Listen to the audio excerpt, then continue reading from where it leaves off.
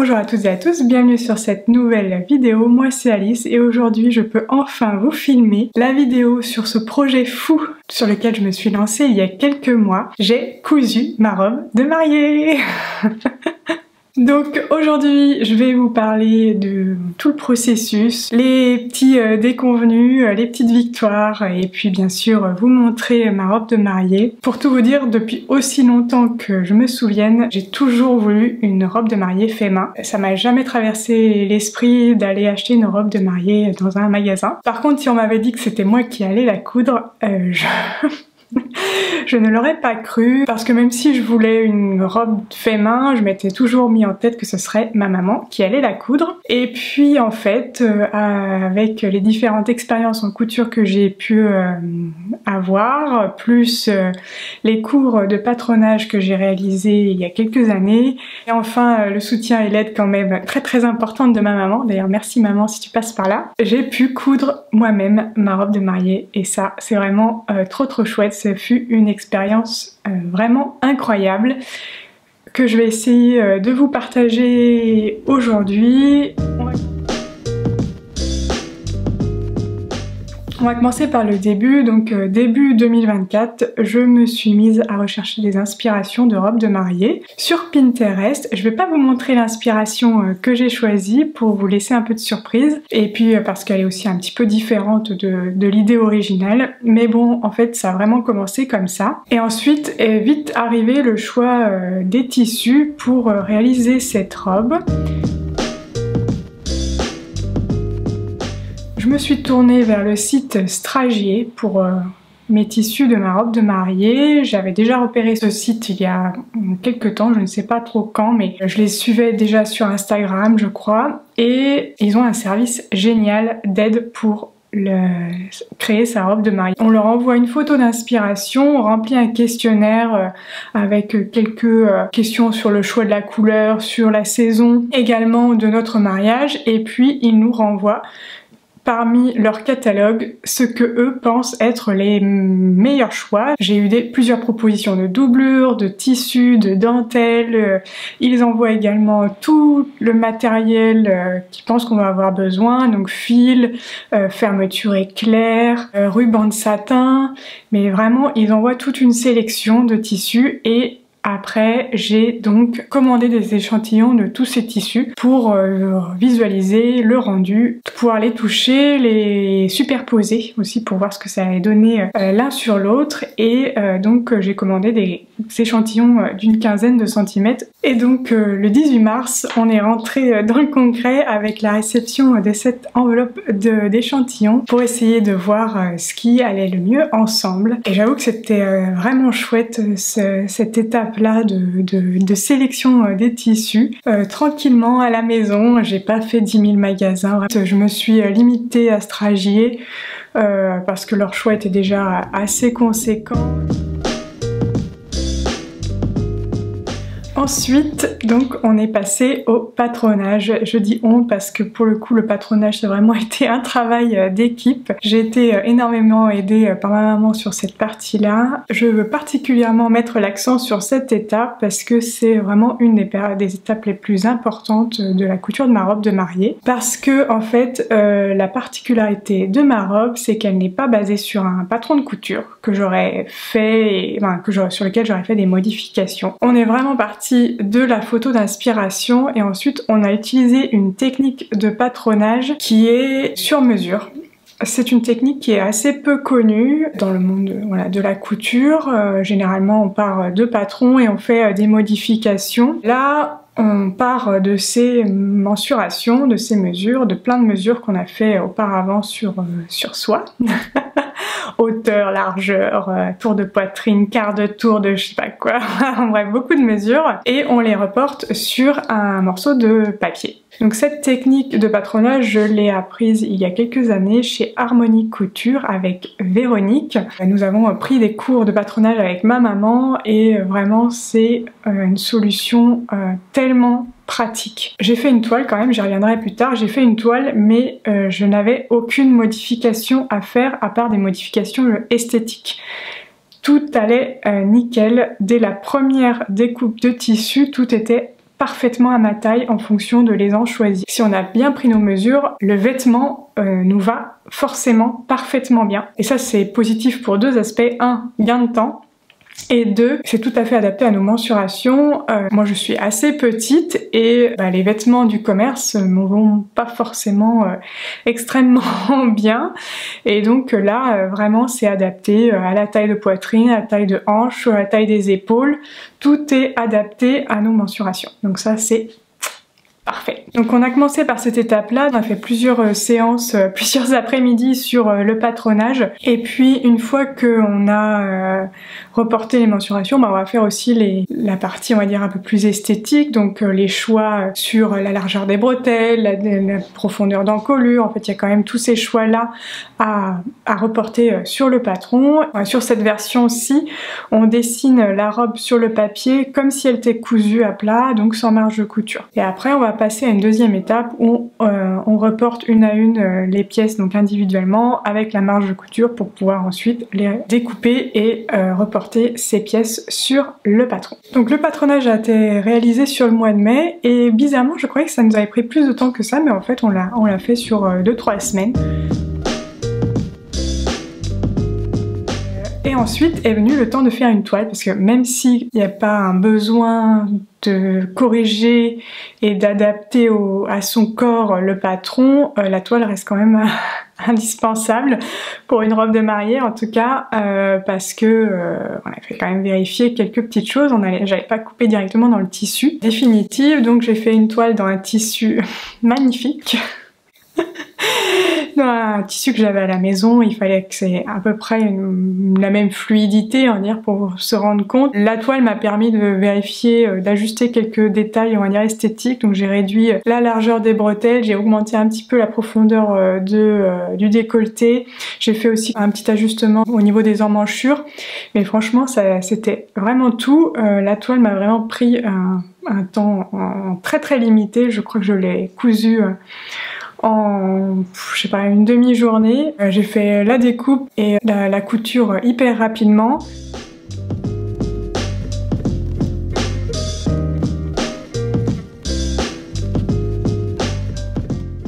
Et bon, donc la toile était validée, il était temps de passer à la couture de la robe de mariée définitive. Et puis entre temps, je m'étais décidée sur les choix des tissus et donc j'avais fait la commande chez Stragier.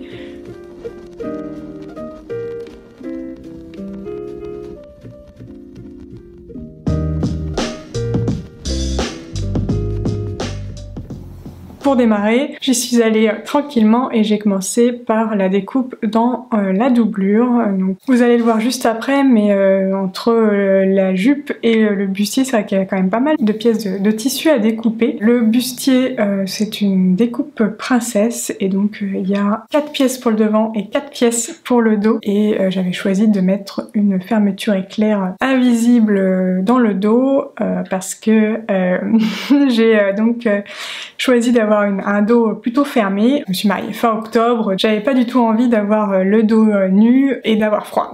Donc j'ai tout fermé dans le dos, mais vous allez voir qu'il y a quand même un petit travail de dentelle et de ruban également sur le dos de la robe.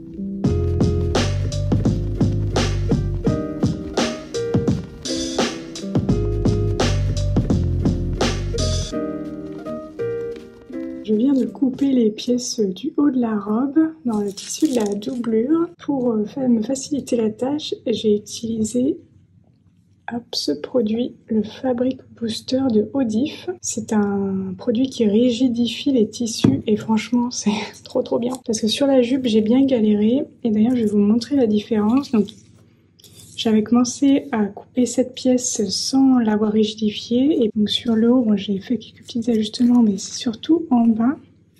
En fait, mon patron ne s'aligne même plus, ne s'aligne même pas dedans. Hop, si j'essaie de l'aligner, donc en haut là dans le coin ici c'est bon. Et en fait vous voyez la différence, c'est que j'ai coupé Donc soit j'ai de la marge là, soit j'ai de la marge là. Mais en gros, vu que le tissu est hyper fuyant, j'ai trop galéré à le couper et c'est même pas net. Donc pour les rejupes, je trouve que c'est pas trop, c'est moins dérangeant, mais sur le haut, je voulais vraiment une découpe nette. Quitte à faire du sur-mesure, autant que ce soit quand même précis, mais aussi après sur la découpe, ce sera plus facile aussi sur la partie couture. Et donc là, ça a été bien plus facile pour couper. Ça, c'est le tissu rigidifié. Je sais pas si vous allez voir la différence. Si on voit quand même la différence, vous voyez. Hop, versus ça. Donc vraiment, il y a une grosse différence. Et trop bien. Par contre, je pense que je vais pas pouvoir le faire pour le tissu de dessus parce que c'est pas un tissu que je peux laver. Et là, pour retrouver la fluidité, il faut que je lave le tissu. Voilà, mais bon, au moins, ça m'aura aidé sur la partie doublure. Donc voilà, je vais aller surjeter ces pièces et commencer à coudre du coup le haut de la robe dans la doublure.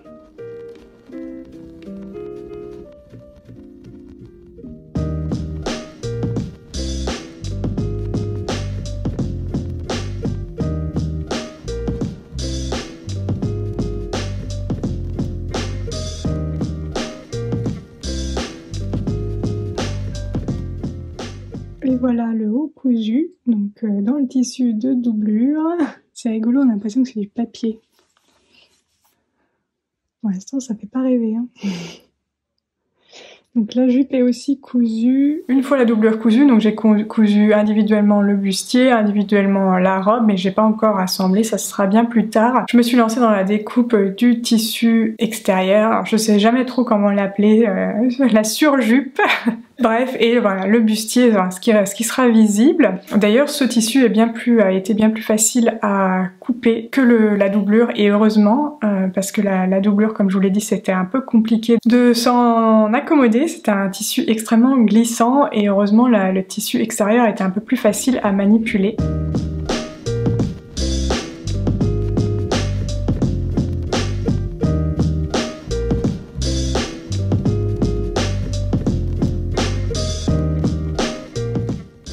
Sur ma table de salle à manger, le tissu plié en deux, et puis j'ai commencé à épingler. Et je ne me fais pas avoir comme sur la doublure, j'épingle dans les marges de couture parce que sur la doublure ça laissait des traces des épingles. Et bon, sur la doublure c'est pas gênant, mais sur ce tissu là ce serait quand même dommage d'avoir des petits points comme ça là. Donc là je m'apprête à couper, donc bon c'est un peu galère parce que j'ai qu'une petite planche à découper, donc il faut que je la bouge au fur et à mesure, mais je coupe le maximum que je peux avec mon cutter rotatif pour que ce soit plus net, parce que je trouve qu'avec les ciseaux ça soulève le tissu et c'est un petit peu moins net. Il y a beaucoup de lignes droites, et puis même dans les arrondis en fait j'essaye quand même de faire au cutter rotatif. Et donc j'ai coupé tous mes morceaux de tissu, et puis après je me suis lancée dans la confection du bustier. Donc ça aurait été vraiment l'étape qui m'a pris le plus de temps, qui a été la plus minutieuse, avec la broderie qui allait dessus. Pour le haut de la robe, j'avais choisi de mettre une dentelle dans l'esprit de la robe que j'avais vue sur Pinterest. J'avais vraiment flashé sur cette dentelle sur le site de Stragier avant même qu'ils me fassent leur sélection de dentelles, et vraiment celle-ci je la trouvais parfaite. Vous allez voir qu'elle a donc des petites feuilles, et elle est tout à fait dans le thème que nous avions choisi pour notre mariage, qui était assorti du coup au faire-part à la déco, et je vous reparlerai donc de ces éléments dans une autre vidéo, bien entendu.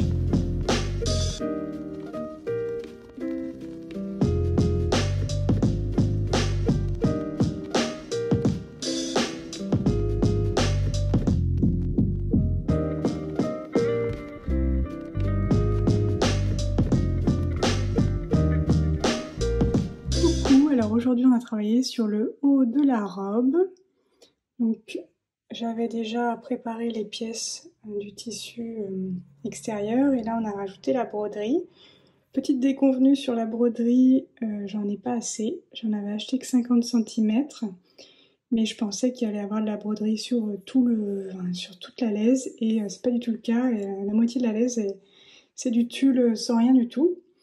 Donc au départ, on pensait pouvoir faire tenir les pièces sur la moitié en jouant sur le fait que ça allait s'éclaircir, mais en fait c'est pas possible. Donc j'ai racheté 50 centimètres et là on a fait la découpe que pour le devant. Je devrais faire le dos lorsque je recevrai le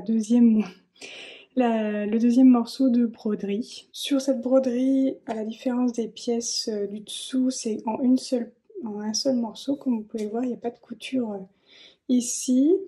On a retravaillé, redécalqué une pièce pour ça, fait un test dans la tulle qui n'avait pas de broderie pour être sûre. Et ensuite, j'ai découpé la broderie.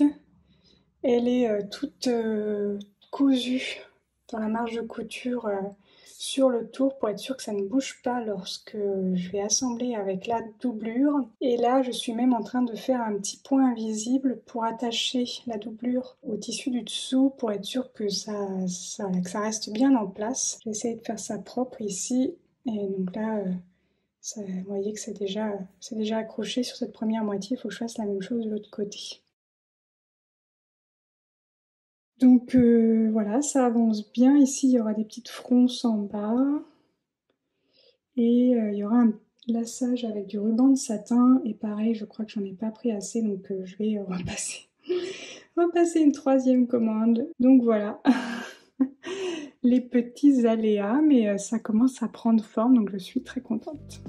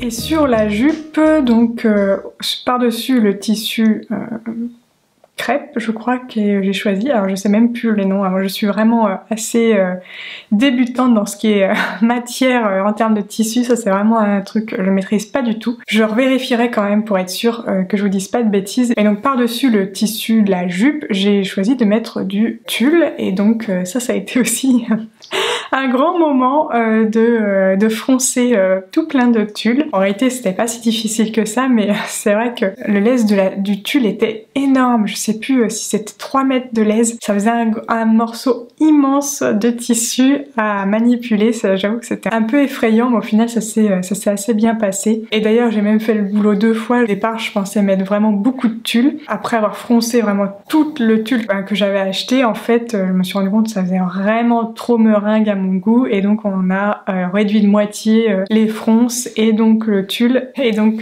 j'ai fait un peu de travail pour rien à ce niveau là, mais bon c'est pas très grave non plus. Du coup il y a eu plusieurs essayages aussi pour essayer de se rendre compte du rendu final, et puis faire quelques ajustements bien entendu. Et voilà, le dos et le devant ont la petite broderie dessus. Donc il y a eu je crois une semaine entre la réalisation du haut, du devant, et puis la réalisation des dos, parce que j'ai dû recommander du tissu de broderie. Je n'avais pas du tout fait attention au moment de faire la première commande, donc j'ai dû recommander 50 cm de broderie. Heureusement, Stragier est assez rapide pour l'expédition, donc dans quelques jours j'avais la broderie et j'ai pu donc poursuivre et faire les pièces du dos. Et puis en bas ici, il y a des petites fronces sur les côtés. Donc là, pareil, il y a un petit peu de fronce là, pas devant pour que ça reste bien plat, mais ici. Donc comme vous avez pu le voir, en fait, j'avais commencé le buste, j'ai travaillé la partie tulle, les fronces de tulle, et puis après je me suis remise au buste. Une fois que j'avais tout attaché la broderie au tissu extérieur du bustier, il était temps de mettre des petits rubans de satin.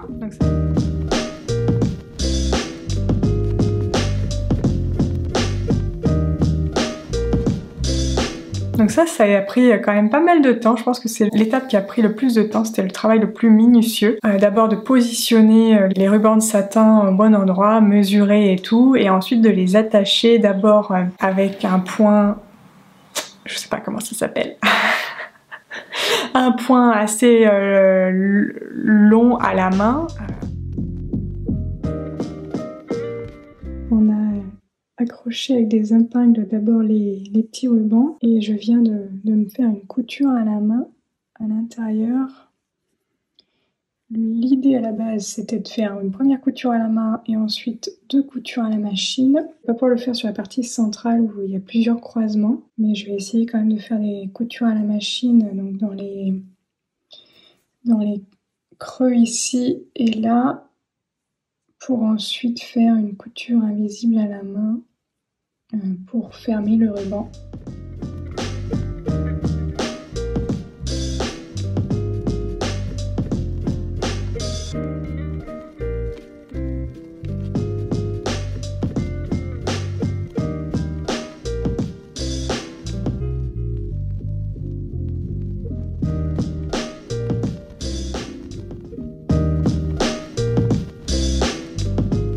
Une fois que j'avais mis tous mes petits rubans, et ben il était temps d'assembler le tissu extérieur à la doublure. Donc j'ai commencé par le bustier, j'ai dû défaire un peu parce que j'avais sur la doublure attaché les côtés et en fait je me suis rendu compte que quand on veut attacher une doublure à un tissu extérieur comme ça, il faut pas, c'est pas la manière de faire, on coupe pas les côtés, il faut coudre uniquement sur l'encolure et les emmanchures pour pouvoir ensuite retourner l'ouvrage. Donc ça, je vous montre ça tout de suite.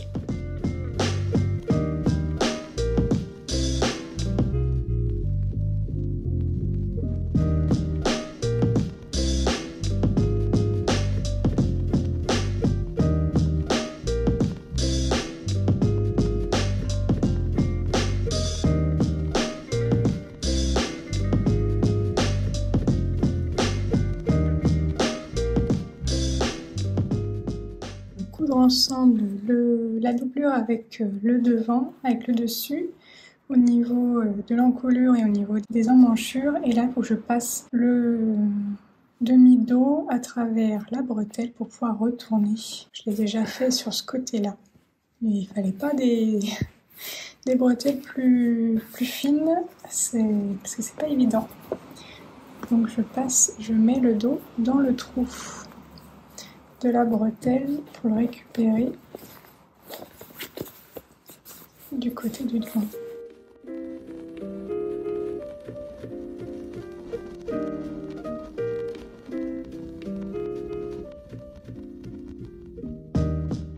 Comme je vous disais, il fallait pas des bretelles plus fines parce que ça passe pas juste mais pas loin. Et voilà, hop.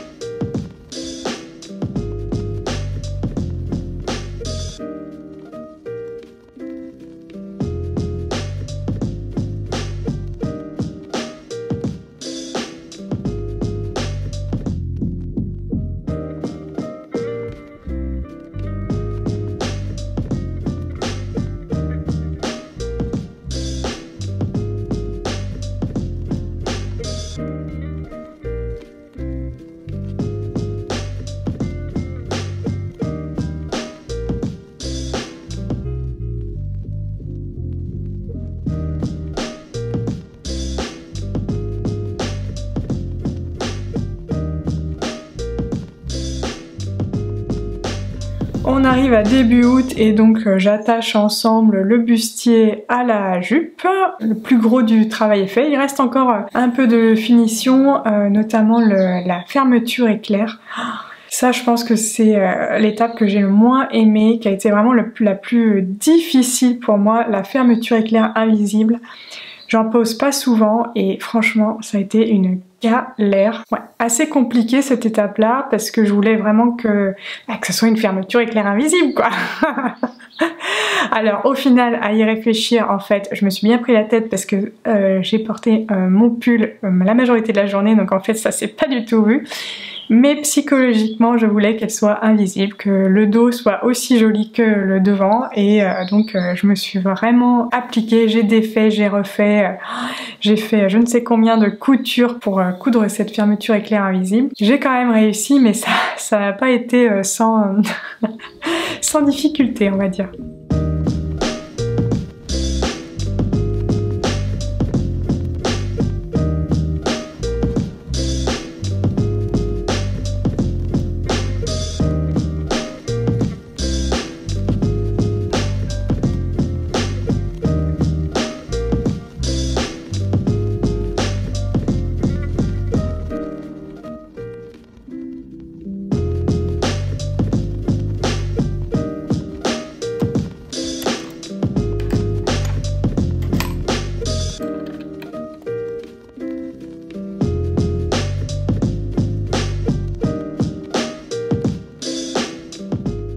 Nous sommes le lendemain du début de la pause de la fermeture éclair. J'ai galéré.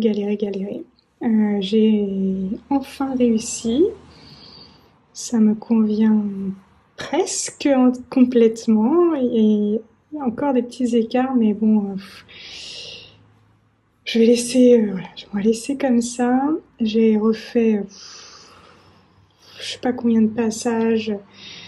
J'ai vraiment énormément de mal parce que notamment il y a les épaisseurs avec les rubans, c'est difficile à passer et donc à chaque fois vous voyez en fait ça s'écarte. En fait quand il y a moins d'épaisseur ça va, j'arrive à aller droit. Dès qu'il y a de l'épaisseur en fait ça s'écarte des dents de la fermeture éclair et du coup sur l'extérieur ça c'est moins visible, il y a un petit trou. Mais bon là le trou est on va dire minime quand même, j'ai bien réussi à rattraper le coup. Il fallait aussi, alors là sur les rubans là ils se sont tombés pile juste, mais ceux-là ils sont pas tombés pile, donc il a fallu que je découse et que je les repositionne. Alors là du coup celui-là il est un petit peu moins joli. Mais bon bref, ouais. La partie fermeture éclair ici est posée, il faut que je fasse la couture de la doublure maintenant. Mais c'est un point à la main donc ce sera moins stressant. C'est beaucoup plus zen de faire de la couture à la main. Donc là j'ai mon petit ruban et puis en plus il faut que je découse parce qu'en fait pour coudre la fermeture éclair j'avais cousu le tulle avec la jupe et en fait sur la jupe ça fait moche. Donc je vais défaire tout ça, toute cette couture et je vais laisser le tulle libre. Donc voilà, il y a encore un peu de boulot mais bon... je vois le bout quand même, même si je suis un petit peu nostalgique. La couture à la main, ça va me faire du bien, je pense. Ça va me permettre de profiter encore un petit peu parce que la fin approche. C'est la fin d'une aventure, cette couture de robe, mais bon, voilà. Il faut bien, hein. Une fois la fermeture éclair posée, il me restait à coudre la doublure pour cacher à l'intérieur, donc au niveau de cette fermeture éclair. Donc ça c'était assez tranquille, une petite couture à la main, et puis réaliser l'ourlet. Donc l'ourlet ça m'a pris quand même pas mal de temps parce que je devais faire l'ourlet de la doublure, l'ourlet de la jupe, et il y a quand même pas mal de longueur. L'ourlet de la doublure je l'ai faite à la machine, mais l'ourlet de la jupe je l'ai faite à la main. J'aurais pu le faire à la machine clairement parce que ça se voyait, je pense que ça ne se serait pas vu. Mais j'avais envie de finir sur une étape tranquille, une étape sans stress. Et donc j'ai préféré le faire à la main. Voilà, j'y allais petit à petit et au final ça s'est très bien fait. Je faisais ça en regardant une série et j'étais zen à terminer ma robe de mariée. Vraiment je voulais la finaliser en étant voilà, la plus zen possible, pas m'énerver sur ma robe de mariée pour pouvoir avoir un bon souvenir, garder un très bon souvenir de la réalisation. Et franchement, je ne regrette pas parce que vraiment j'ai énormément apprécié la coudre, j'ai passé de bons moments à la coudre. Ça a été aussi un très bon moment du coup passé avec ma maman et c'est une expérience qui fait entièrement partie de mon mariage cette année à préparer ma robe de mariée. Je l'ai finalisée fin août parce que nous voulions faire une séance photo en été pour pouvoir avoir des photos sous un temps plutôt agréable et au risque forcément qu'il pleuve fin octobre, et donc comme ça on était sûr d'avoir des photos en extérieur. On a fait aussi des photos avec les enfants parce que le jour J on voulait pas partir et laisser nos invités pendant 1 heure et puis on sait aussi que les enfants ils n'auraient pas été très disposés, et d'ailleurs c'était le cas, ils n'étaient pas trop disposés à prendre des photos le jour J, alors comme ça on a pu tranquillement faire des photos fin août sans stress. Donc on a pu faire comme ça des jolies photos fin août où j'étais en robe de mariée sans accessoires supplémentaires parce que me mariant fin octobre j'avais prévu bien entendu un petit gilet en tricot pour pouvoir être bien au chaud le jour J. Donc je vous montre ma robe de mariée, j'arrête le suspense et je vous retrouve juste après pour vous parler du reste de ma tenue, donc parce que j'ai réalisé quelques bijoux faits main. Je vais vous parler également de ma coiffure et puis bien sûr de mon gilet de mariage que j'ai tricoté pour l'occasion.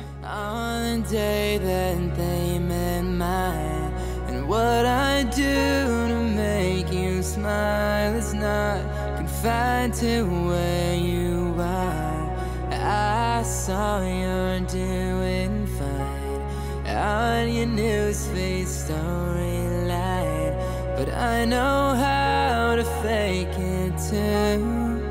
I ain't mad at you when you say you're fine, but if I read minds, you'd say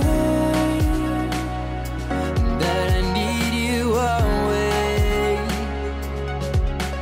And I'm holding on, I still hear that song we play, and I still need you always. 'Cause girl, I ain't mad at you. I hope you don't hate me too. We had a lot to lose, we had even more to prove. Yeah, yeah. 'Cause girl, I ain't mad at you. We had a lot to lose, we had even more to prove. Yeah, yeah. I saw you with me in the most unnerving dream. We were overlooking California, and you had a wedding ring. I assumed it wasn't me. After all, it was a dream. Then you looked into my eyes, and it felt like the first time. Donc voilà, vous venez de découvrir ma robe de mariée, donc j'ai voulu quelque chose d'assez simple. Donc c'est aussi pour ça que c'était une expérience de couture pas trop compliquée. Je sais pas, des armatures en tout genre, je ne sais quoi, des tissus hyper difficiles à travailler. C'était une robe plutôt simple mais qui me convenait tout à fait. Et donc en plus de cette robe, j'ai tricoté un gilet, et que si vous me suivez, vous m'avez vu tricoter ces derniers mois. De mariage, j'ai choisi de tricoter le gilet Cassiopée, donc qui est un design que j'ai créé moi-même. Pendant que je réalisais ce gilet, je vous ai filmé les étapes, donc vous pouvez retrouver toute une série de vidéos pour réaliser le même gilet que moi, que ce soit pour votre mariage ou bien entendu pour d'autres occasions. La première version que j'ai réalisée, je l'ai réalisée en rose fuchsia, et donc c'est pas du tout un gilet de mariage, mais quand je me suis décidée à me tricoter un gilet, j'avoue que je n'ai pas du tout hésité sur le choix du patron. Je me suis dit que le gilet Cassiopée était parfait parce qu'il a une jolie dentelle avec des petites feuilles sur la manche et donc ça allait avec le thème de mon mariage. J'ai fait quand même quelques petites modifications par rapport à la version initiale de ce patron, donc je l'ai tricoté plus court pour qu'il aille au niveau de la taille et je l'ai tricoté avec moins d'aisance, donc il est beaucoup plus près du corps que ma première version. J'ai tricoté ce gilet dans un mélange de 2 fils de chez Katia, la base Ingénua, donc c'est le coloris blanc et c'est le numéro 1, le coloris numéro 1. Et puis j'ai associé ce fil là, donc c'est 50 Shades Mohair en coloris écru également, et je n'ai pas l'étiquette mais je vous mettrai en barre de description. Donc j'ai utilisé ces 2 fils là, ce qui fait que ça fait un gilet hyper moelleux, hyper doudou. J'ai été extrêmement confortable dans ma tenue de mariage. Ma robe est très confortable, pas du tout, voilà, je pouvais vraiment faire les mouvements que je voulais, j'ai dansé avec, pas de soucis. J'étais très au chaud dans mon gilet, notamment lors de la cérémonie religieuse ou à l'extérieur. J'étais très bien. Bon, je l'ai même porté assez longtemps dans la journée en fait, donc même au repas j'avais mon gilet. Donc c'est vrai que j'ai pas beaucoup de photos aussi du jour J sans mon gilet, mais heureusement on avait fait des photos en amont sans gilet, ce qui n'était pas du tout terminé à cette époque-là. Vraiment ouais, j'étais très bien. J'avais aussi choisi des chaussures confortables, donc je m'étais choisi des petites bottines pour être à l'aise. Je les ai portées de 10h moins le quart le matin jusqu'au coucher et je les ai même portées le lendemain. J'ai vraiment très confortable dedans. J'ai dansé avec, pas de soucis. J'étais vraiment hyper à l'aise, ça me tenait à cœur parce que je voulais pouvoir profiter de mon mariage sans être embêtée par ma robe, être embêtée par mes chaussures. Vraiment, je voulais être à l'aise pour pouvoir profiter au maximum de cette journée. J'ai aussi réalisé des petites boucles d'oreilles, donc avec du matériel que j'ai trouvé chez Pearl & Co. Donc ce sont des petites créoles avec des fleurs. Très simple à réaliser parce que j'ai acheté la créole, j'ai mis la fleur dessus et c'est tout. Et puis ensuite par contre j'ai fait un bracelet qui est un peu plus complexe et qui au final ne se voyait pas du tout vu que j'avais un gilet et donc avec les mêmes fleurs que les boucles d'oreilles. Donc là pour le coup c'est un peu plus complexe, j'ai un peu galéré quand même à faire ce bracelet. Si vous avez envie d'un bracelet de ce type, je me suis inspirée d'un bracelet que j'ai vu sur une boutique Etsy. Je vous mettrai le lien en description si vous avez envie de vous procurer un bracelet semblable. Et puis en termes de coiffure, comme vous l'avez vu, j'avais les cheveux semi-détachés, donc j'avais 2 tresses qui étaient attachées à l'arrière. Et sur ces 2 tresses, j'avais un peigne réalisé par ma fleuriste en fleurs stabilisées. Un magnifique peigne avec des fleurs blanches et des petits feuillages bleu-vert. Trop beau. J'étais super contente de ce peigne. Donc c'est Labo Sauvage de ma fleuriste qui a réalisé ce peigne. Pour vous parler des autres du coup prestataires par rapport à ma tenue, donc j'ai été maquillée et coiffée par Eugénie Grandhomme, donc pareil je vous mettrai ses contacts dans la description. Et puis les photos que vous avez vues en robe de mariée, ce sont des photos que nous avons prises au parc de la Roseraie à Nantes et elles ont été prises par Johan Faupel. Pareil je vous mettrai du coup les coordonnées de notre photographe en barre de description. J'espère que cette vidéo vous a plu, j'avais tellement hâte de vous partager cette expérience avec vous. On se retrouve je pense la semaine prochaine pour que je vous parle de la déco du mariage que j'ai énormément fait main aussi. J'avais gardé du temps, étant donné que ma robe de mariée je l'ai terminée fin août, et bien j'avais 2 mois pour réaliser la déco. Tout ce qui était papeterie j'avais déjà commencé en amont. Le faire-part bien entendu a été fait au printemps, mais j'avais 2 mois pour me focaliser sur la déco, donc je vous parle de tout ce que j'ai réalisé en termes de déco et puis je vous partagerai des photos de la déco de mon mariage dans la prochaine vidéo. Sur ce, je vous dis à bientôt pour de nouvelles aventures créatives. Salut!